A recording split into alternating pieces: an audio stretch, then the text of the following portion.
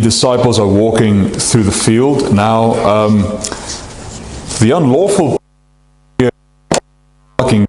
was fine. The unlawful that they, in that sense, maybe if you grew up on a wheat farm, you would know something similar. But you would pluck some grain, some wheat, you'd rub the chaff out, and you'd stick the kernels, and then slowly chew them, and slowly they become a bit softer and softer and softer.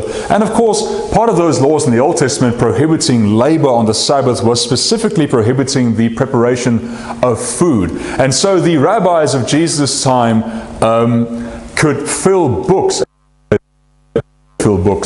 about what qualifies as work. When does something turn into labor, and how much can you practically do on a Sunday before it turning into labor, which of course is against the Sabbath commandment.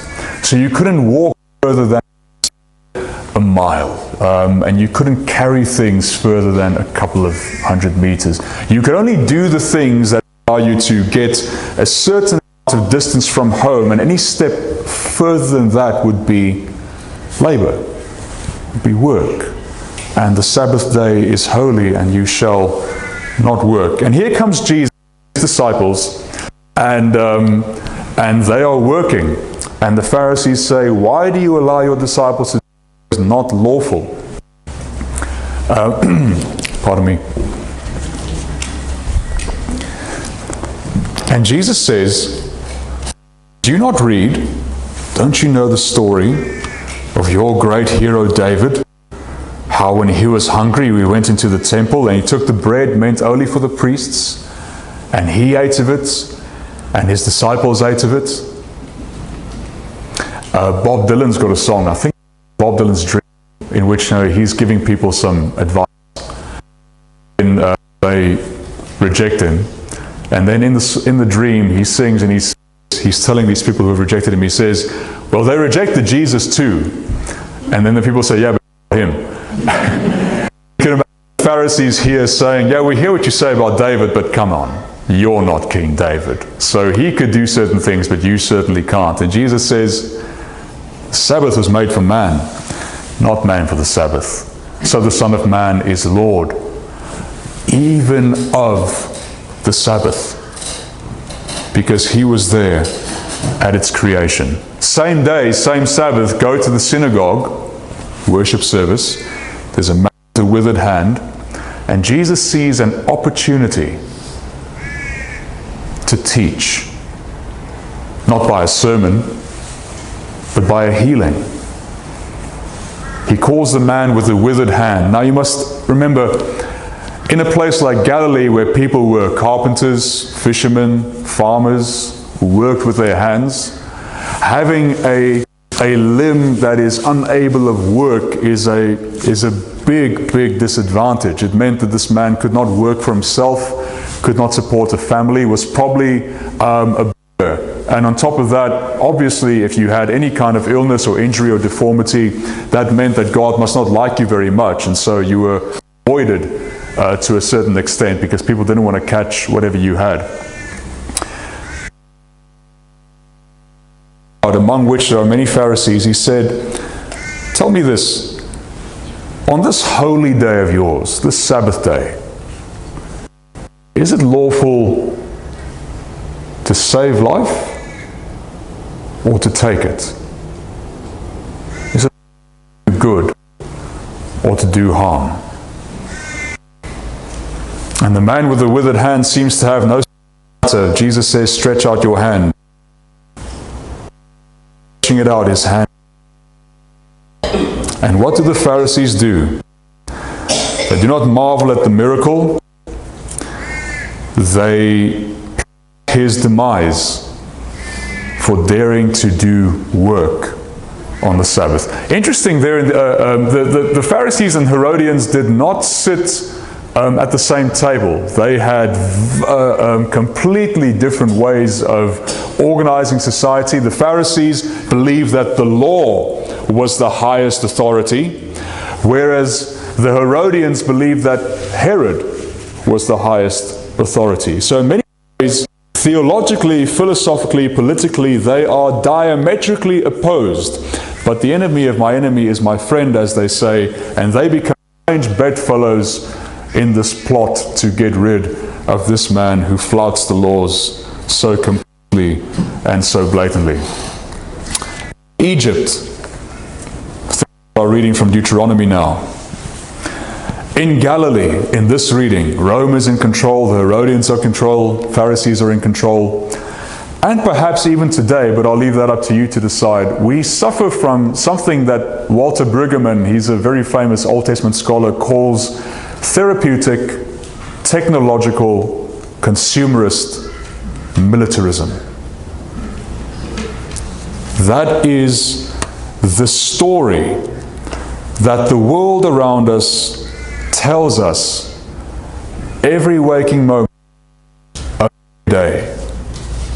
We'll break every concept down and then we'll see how the gospel of ultimately the tale of Christ subverts them.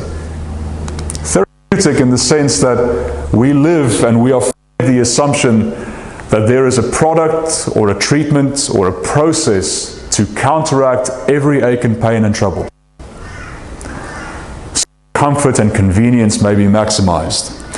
Now, it goes without saying, there's nothing wrong with therapies, whether they be medicinal, eminently practical, more esoteric, maybe even psychological or spiritual. There's nothing wrong with therapy or therapies. There is something wrong with believing that they will be your salvation. Technological, living under the assumption that everything can be fixed and made right through human ingenuity, that there is no issue so complex or so remote that it cannot be solved. Again, nothing wrong with technology, but there's a lot wrong with believing or living under the assumption that technology will. And maybe if this was a different sermon or a different talk, there'd be a good opportunity to take a stab at AI, but that's not why we're here. We're here to talk about the gospel of the Lord. But our addiction to therapeutic answers and to technological solutions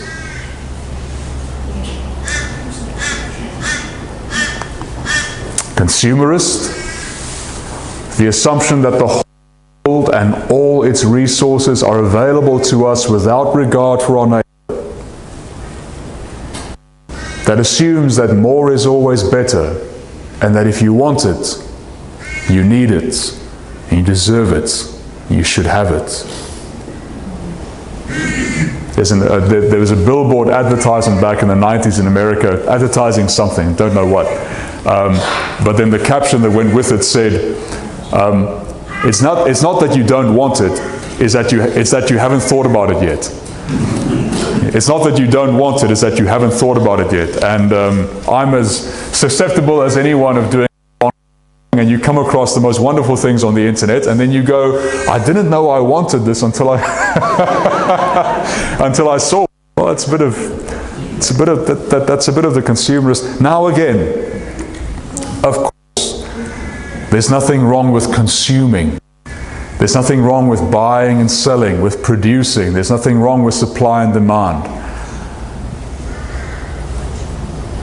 But when you live under the assumption that you can buy your way into salvation, or into health, or into happiness, that becomes a problem. And then perhaps militarist, because we live and we operate under the assumption that the status quo must be maintained at all costs. And at all costs always stops. There's a very particular backstop. There's a point you reach where at all costs is enforced by violence, either monopolized or state sanctioned. There's a great or else that hangs over every counter narrative, every counter culture, every counter view. There's a status quo that maintain itself as it is, or else. And if you don't believe me, you can dig the final verse of our reading from Mark. The Pharisees went out and immediately conspired with the Herodians how to or else him. You see, this therapeutic, technological, consumerist militarism is so much a part of the air we breathe and the water we drink and the news we consume and the shows we watch and the books we read and the social media pages we follow and ultimately, friends, the conversations we have, that we often don't know that we are busy practicing it and in that sense promoting it until we run up against readings like the one we have from Deuteronomy and the ones we have from Mark that will say there is a different way of seeing the world, and it doesn't have to be this adherence and addiction and worship of technology and therapy and consumerism and militarism. There is another way. There is an alternative way of living. And you have been told the story, and you are invited to tell the story. And it goes something like this. In 6 days the Lord created heaven and earth, and on the 7th day He rested. And then when the law is retold to the people as they're about to enter the promised land, Moses says, 6 days you will labor and do all your work, and you will work pretty hard. But on the 7th day, when the rest of the world continues working, when the rest of the world continues slaving away, when the Egyptians and the Assyrians and the Babylonians and the Moabites and the Amalekites and all the others continue working, you who belong to the God of Israel, you will stop. And you will stop because you have seen a different world. And Jesus comes along a couple of 100 years later, and He says, now what you have done is you have gone from being slaves to Egypt to being slaves to your laws. And you are more concerned with how many steps you are allowed to take on the Sabbath than you are with what is God doing on the Sabbath. Because what He is doing on the Sabbath and with the Sabbath is He is setting you free. Free from slavery. Free from work. Free from that anxious desire you have to be busy, because we have been conditioned to think that being at rest is being weak or poor or lazy.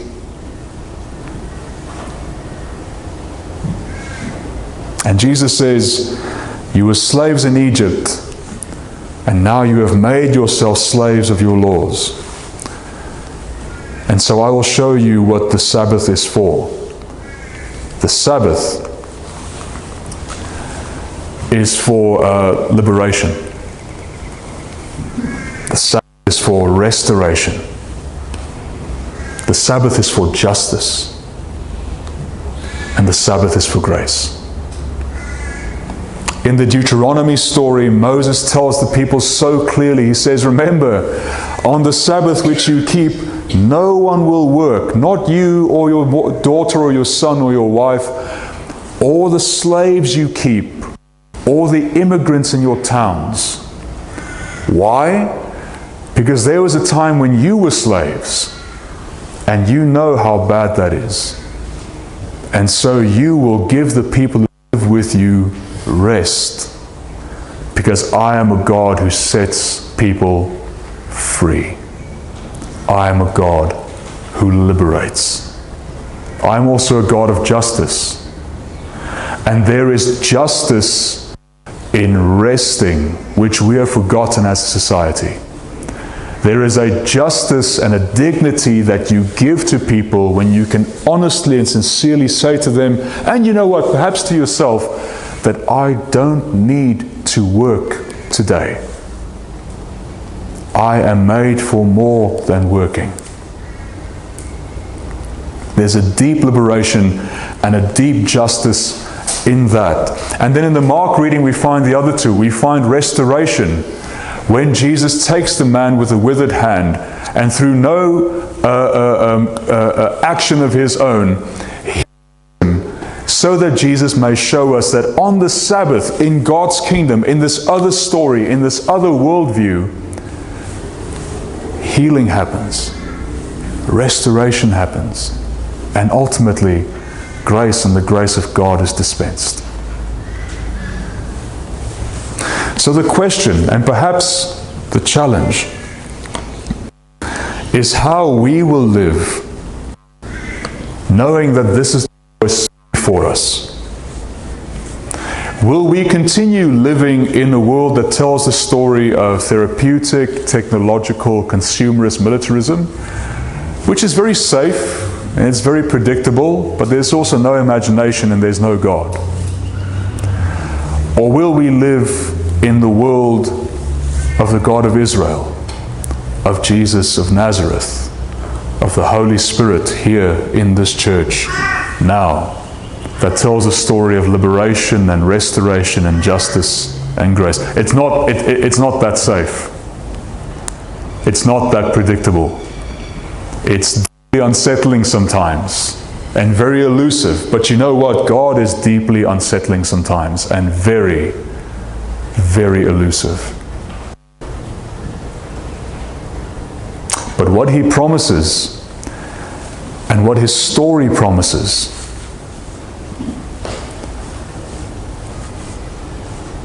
is what the world cannot give us.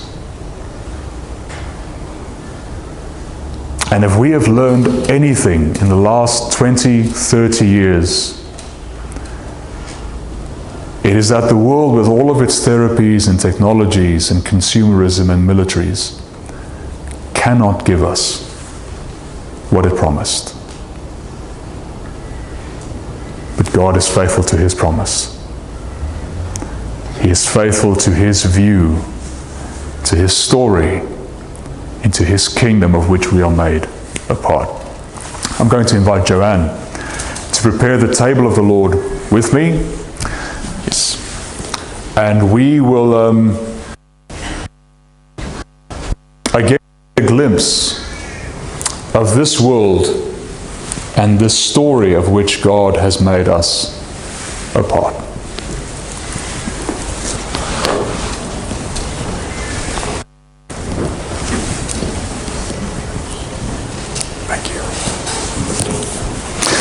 When he was with his friends in the upper room on the final night, Jesus took bread and he broke it and he gave it to them and said, "Take and eat.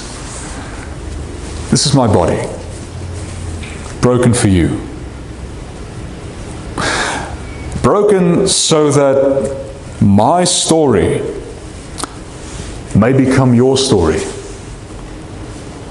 so that my world may become your world. Take and eat.